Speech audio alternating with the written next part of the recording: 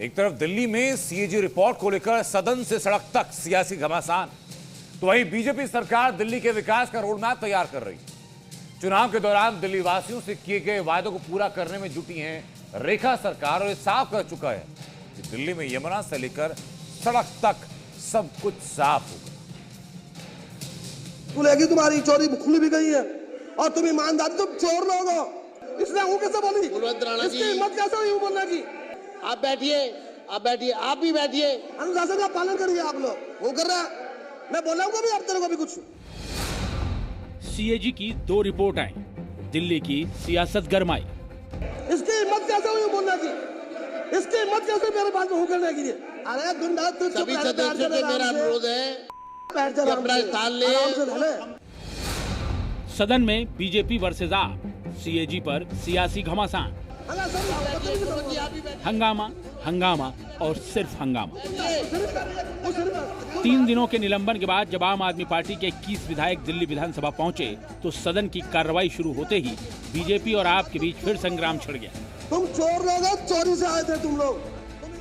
रिठाला से बीजेपी विधायक कुलवंत सिंह राणा और आम आदमी पार्टी के विधायक आपस में भिड़ गए। दोनों के बीच काफी देर तक तू-तू मैं-मैं और गहमा गहमी होती रही। हंगामा इतना बढ़ा कि विधानसभा अध्यक्ष विजेंद्र गुप्ता को अपनी कुर्सी से उठकर दोनों पक्षों को शांत कराना पड़ा। बैठिए, आप भी बैठिए, सब बैठिए।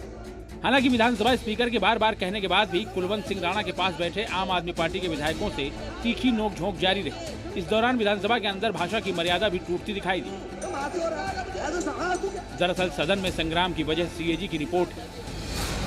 अब तक दिल्ली विधानसभा में सीएजी की 2 रिपोर्ट पेश हो चुकी है। पहली रिपोर्ट में शराब कांड में आप सरकार के दौरान गड़बड़ियों का जिक्र है, तो दूसरी रिपोर्ट में कोविड काल के दौरान हेल्थ सेक्टर में धांधली की बात कही गई है।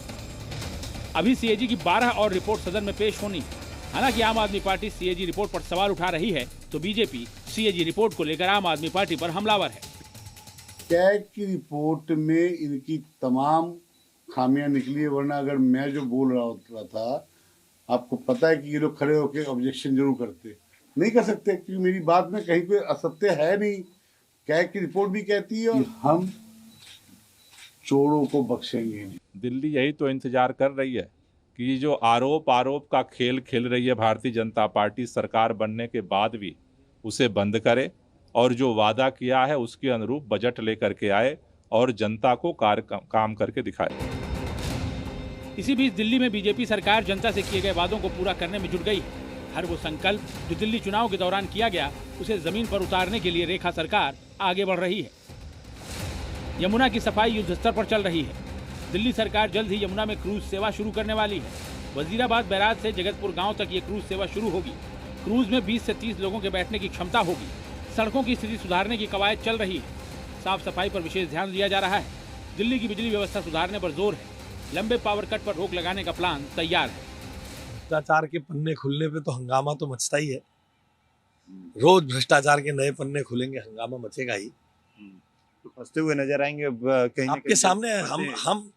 हम नहीं कहते, अगर किसी ने जिसने लूटा है उसे लौटाना है, बस इतना याद रखिए।